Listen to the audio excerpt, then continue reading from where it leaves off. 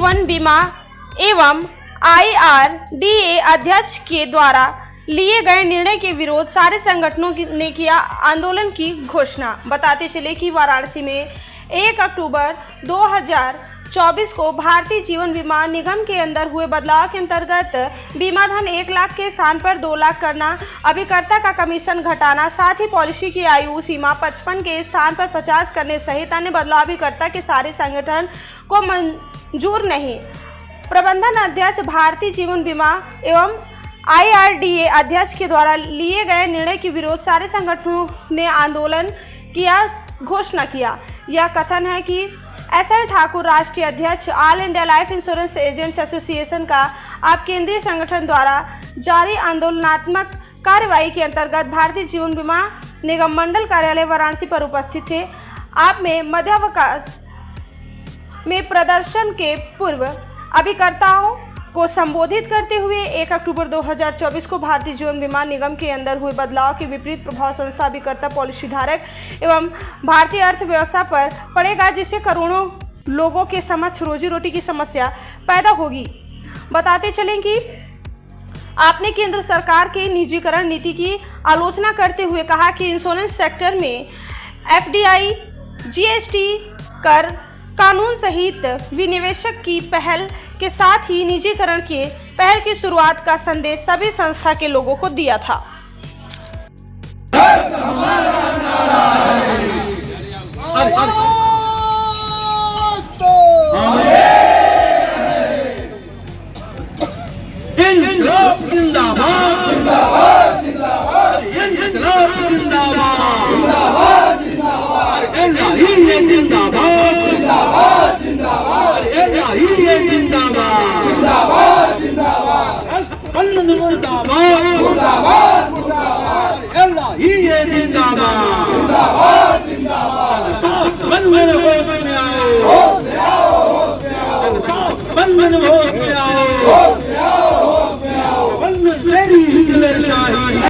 मैं SL ठाकुर राष्ट्रीय अध्यक्ष all India life insurance agents association LIA का वाराणसी मंडल पर मैं आज उपस्थित हूँ। क्या बात है अध्यक्ष? All India life insurance agent association आज 1 अक्टूबर 2024 के प्रबंधन द्वारा लिए गए निर्णय के विरोध आंदोलन के रास्ते पर है। मैं स्पष्ट शब्दों में मीडिया बंधुओं के माध्यम से ये बताना चाहता हूँ कि भारतीय जीवन बीमा निगम के अंदर आमूलचूल परिवर्तन किया गया है। इस आमूलचूल परिवर्तन की मार पॉलिसी धारक सहित, अभिकर्ता सहित संस्था के सारे विंग पर होगी और भारतीय जीवन बीमा निगम की स्थिति बद से बदतर होगी। इसके पीछे बहुत ही बड़ा षड्यंत्र है। मैं कहने में जरा सा भी हिचक नहीं रखता कि ये देशी विदेशी पूंजीपतियों की चाल है और भारत सरकार की नीतियां यहाँ से मैं कह सकता हूँ कि कहीं से भी दुरुस्त नहीं है।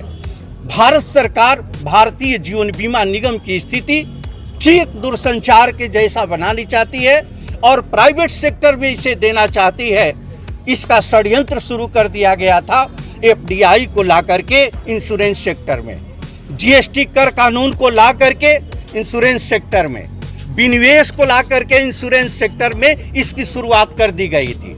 All India life insurance agent association हमेशा सजग प्रहरी के जैसा संघर्ष करता रहा इन नीतियों के विरोध और सभी संगठन के लोगों को ये सचेत करता रहा कि भारतीय जीवन बीमा निगम के ऊपर बहुत ही प्रबल प्रहार होने वाला है। आज वो 10 वर्षों के बाद देखने को मिला, लेकिन संगठन ये दावा करता है कि संगठन ने 10 वर्ष पूर्व चेताया था भारतीय जीवन बीमा निगम के ऊपर बहुत बड़ा अटैक होगा, जो कि 1 अक्टूबर 2024 को किया गया। और आज प्रबंधन पूरी तरीके से मुक्त दर्शक की स्थिति में है। मैं मीडिया बंधुओं के माध्यम से ये कहना चाहता हूँ कि केंद्रीय कार्यालय में बैठे हुए अध्यक्ष भारतीय जीवन बीमा निगम के अध्यक्ष महोदय, IRDA के अध्यक्ष महोदय और मेरी आवाज वित्त मंत्रालय तक आप सबके माध्यम से पहुंचे कि भारतीय जीवन बीमा निगम के ऊपर कुठाराघात का मतलब है कि करोड़ों लोगों के ऊपर कुठाराघात करना। यहाँ लाखों लोग बेरोजगार होंगे, जिसकी जिम्मेदारी होगी भारत सरकार सहित प्रबंधन भारतीय जीवन बीमा निगम और IRDA के अध्यक्ष के ऊपर।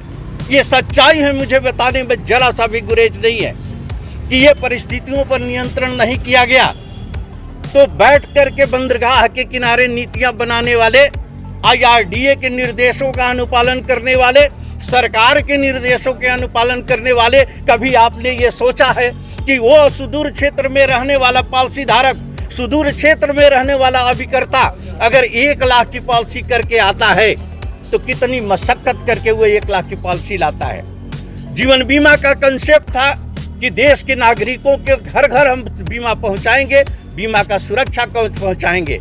आज आपने 1 अक्टूबर 2024 के किए गए बदलाव में पर आपने सबसे पहला बदलाव क्या किया, 1 लाख का बीमा धन को 2 लाख आपने बढ़ा दिया, पॉलिसी धारकों के किस्त को आपने बढ़ा दिया, अभिकर्ताओं के कमीशन को आपने कम कर दिया। आपने इतना बड़ा कुठाराघात किया। इसके साथ साथ मैं स्पष्ट शब्दों में कहना चाहता हूं कि जब नींव की ईंट, रीढ़ की हड्डी अभिकर्ताओं के ऊपर प्रहार किया गया तो ये सच्चाई है मेरे दोस्तों कि भारतीय जीवन बीमा निगम के अंदर बहुत ही बड़ा परिवर्तन ये होगा। और अगर हम लोग समय रहते सब लोग नहीं चेतेंगे तो भारतीय जीवन बीमा निगम को बचाना बहुत ही मुश्किल होगा।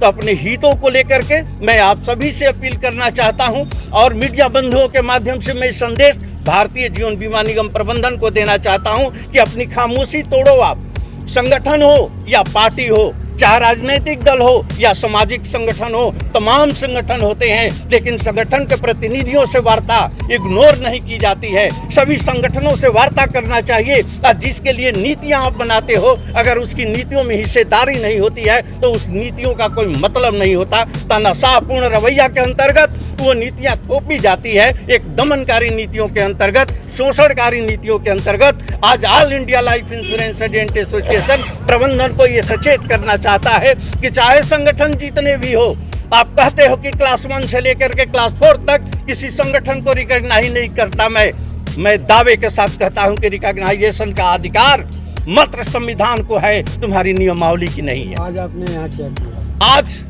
अगर हम लोगों ने इन सारी नीतियों को लेकर के ये निर्णय सारे संगठन के लोगों ने लिया है, भारतीय जीवन बीमा निगम के अंदर जितने संगठन कार्यरत हैं अभिकर्ताओं का, सभी आंदोलन की राह पर है और सभी ने मिल करके ये आंदोलन करने का निर्णय लिया है। भारतीय जीवन बीमा निगम अगर नहीं चेतता है, अगर IRDA की नींद नहीं खुलती है, भारत सरकार की नींद नहीं खुलती है तो ये आंदोलन देश पर बहुत ही बड़ा प्रबल तरीके से होगा। आने वाले दिनों में बड़ी विस्फोटक स्थिति होगी। इसी के साथ मैं अपनी बातों को विराम देता हूँ। धन्यवाद।